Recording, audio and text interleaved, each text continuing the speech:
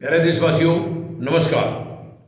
मैं प्रधानमंत्री महोदय और बीजेपी पार्टी इनसे मैं निवेदन करना चाहूँगा, ये बहुत सुंदर देश है, भारत बहुत सुंदर है, इसे आप कमज़ोर ना करें, इसको बर्बाद ना करें, इसको तोड़े नहीं। आज हमारा भाईचारा बिल्कुल ख़त्म होने के कगार पर पहुँच गया है, नफ़रतें फैलाई जा रही हैं समाज में, ये बहुत ही शर्म की बात है। भारत की शक्ति भारत का भाईचारा है, भारत की एकता है, भारत का आपसी प्रेम है, हमारी संस्कृति है, ये हमारी शक्ति रही है, ये हमेशा से हमारी ताकत रही है, जो कि दूसरे देश हमारा अनुसरण करते हैं इन चीज़ों का।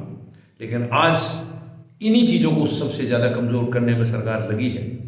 हमारे भाईचारे को इन्होंने बर्बाद कर दिया है, आपस में एक दूसरे को लड़ाने की इन्होंने चाल चली है। हिंदू मुस्लिम, गरीब मजदूर, किसान, जवान, किसी भी वर्ग को इन्होंने बख्शा नहीं है, हर वर्ग को पीड़ा दी है। हमारी संस्कृति इतनी अच्छी थी, इतनी ऊंची हुआ करती थी, जिसको कि ये आज ख़त्म करने के कगार पर पहुंचा दिया है। पूरे दुनिया के राष्ट्र हमारी संस्कृति की नकल करते थे, हमारी संस्कृति के कायल थे वो, और आज हमें शर्म आ रही है कि हमारी संस्कृति कहाँ जा रही है। इसके पीछे कारण है केवल स्वार्थ, निजी स्वार्थ, वोट बैंक, सत्ता में बने रहना, ये लालच, ये लोभ। क्यों सत्ता में बने रहना? देखिए, देश 140 करोड़ लोगों से बना है, 140 करोड़ लोग हैं देश के। केवल मुट्ठी भर जो पार्टी यानी जो आज सत्ता में है, केवल वो देश का हिस्सा नहीं है। देश का हिस्सा 140 करोड़ लोग हैं, जिसमें गरीब भी हैं, मजदूर भी हैं, जवान और किसान हैं, सब हैं। प्रधानमंत्री महोदय, मत कमज़ोर करिए इस देश को, मत बांटिए, आपसी नफरतें मत फैलाइए।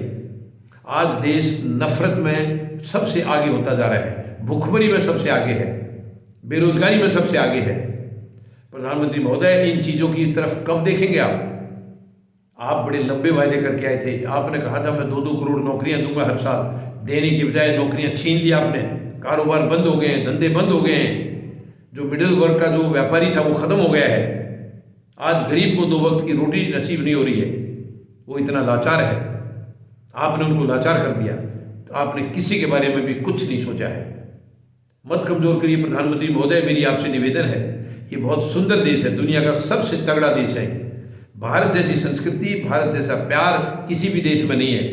हमने देखा है, विदेशों की संस्कृति को देखा है हमने, वहाँ किसी को किसी से कोई लेना देना नहीं है, सब अपनी अपनी धुन में मस्त हैं। लेकिन हमारे यहाँ हम एक दूसरे के लिए जीते हैं, एक दूसरे की मदद करते हैं, हम सहयोग करते हैं एक दूसरे का। लेकिन धीरे धीरे ये नफरतें इतनी फैलाई जा रही हैं कि देश को खोखला कर रही हैं, देश को खोखला कर रही है, देश को मिटाने पर तुली हुई है सरकार। प्रधानमंत्री महोदय, मेरा आपसे निवेदन है, आपसे आग्रह है, मत करिए ऐसे। ये दुनिया आपके ऊपर यही दाग लगेगा, ये दुनिया आपको इसी नाते जानेगी कि एक सबसे कमज़ोर और निकम्मे प्रधानमंत्री थे जिसने देश को बर्बाद कर दिया। आप क्यों ये दाग लेना चाह रहे हैं अपने आप पर?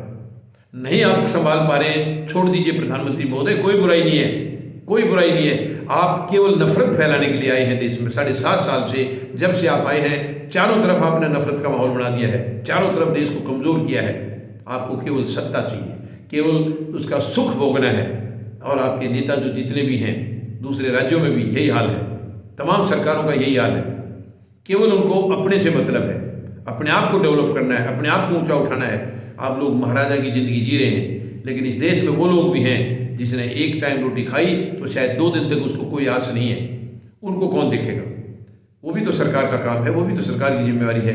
प्रधानमंत्री महोदय, मेहरबानी करके उनकी तरफ देखिए, उनकी तरफ देखिए। आपकी देश के प्रति क्या जिम्मेवारियाँ थी, क्या लंबे लंबे वायदे करके आए थे, आप भूल गए, वो सारी बातें आप भूल गए हैं। मेहरबानी करके याद करिए, याद करिए अपने जो, और कहीं नहीं तो कम से कम अपनी रिकॉर्डिंग सुन लीजिए।